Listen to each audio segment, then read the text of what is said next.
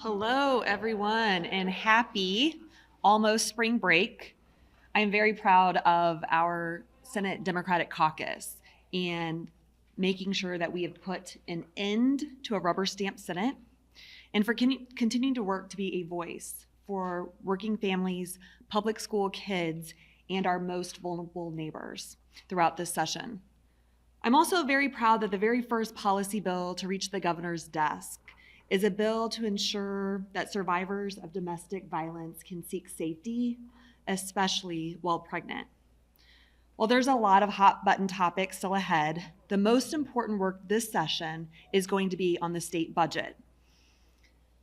Between the governor's proposals and what made it through to the House committee last night, Missouri's facing cuts to our safety net services, to childcare, to disability services, domestic violence shelters, mental health and treatment programs, and public education.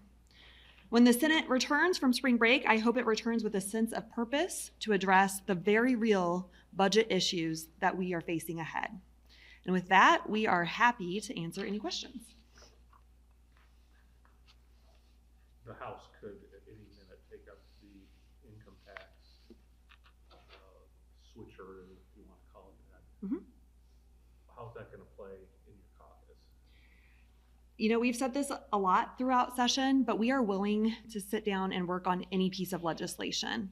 I think, we're looking at a really tough fiscal picture. I think everybody is very well aware of that. Everybody is very well aware of the financial cliff we are running into and the budget woes facing our state. I just listed a whole host of things that already in this legislative session are not being recommended by the governor. Not fully funding public education, cutting services to our most vulnerable citizens. And to us, that is unacceptable. We believe that we have to have the revenue to take care of those things. While at the same time, we believe that it's important that working families have real relief. And we're very concerned about affordability in the state. We're very concerned that, with inflation up and with the revenues down, tax breaks for the most wealthy taking effect, the provisions of that big, awful bill that was passed, that's going to cost the state more money. And quite frankly, Missouri's budget is in real trouble. And we're going to be working to address those things. Would you say then that's your biggest priority coming back from break? Absolutely. Obviously, we're well aware that those are the governor's priorities in terms of the whether it's shifting the tax burden elsewhere or property tax reform. I can say in terms of property tax reform, I think that's a place where our caucus has certainly been for a long time, recognizing that no person should be taxed out of their home, especially our seniors, those living on fixed incomes, those with disability. Our caucus has done a lot of work to provide real relief for folks in terms of expanding that circuit breaker tax credit. But we still don't even understand the true fiscal impact of Senate Bill 190. We still don't understand exactly what happened last legislative session and where many of our counties are now in terms of a property tax cap increase. And so again, we're waiting to see how all of those things play out. But at the same time, I think we're willing to have conversations. Obviously, that House bill with property tax reform passed with pretty strong bipartisan support. And I think that's something that we are willing to continue to look at. The House passed their version of the A through F grading of schools, and they said it was the best version currently in the Capitol. What do you guys think? Where do y'all stand on A through F? So what I can say in how we've seen this transpire in other states is unfortunately the caps that are placed, the arbitrary caps and saying only so many groups can have an A and so many groups can have an F.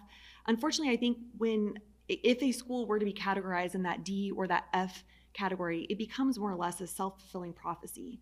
And we can already look across the state and look at where schools are in terms of achievement today, and we know where schools are going to fall. And unfortunately, it is going to be in those schools in the most vulnerable communities and those that face the most challenges concerning poverty.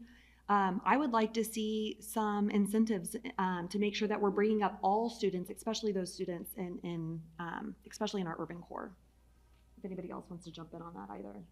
You did great.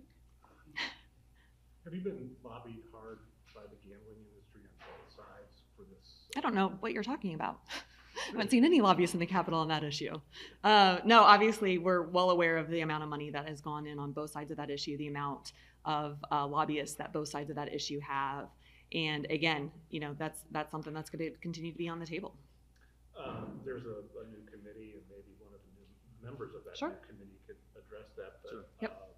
you know, that the Senate president has said that she would have hearings on those. How do you think those hearings are going to go? How do you think it's going to?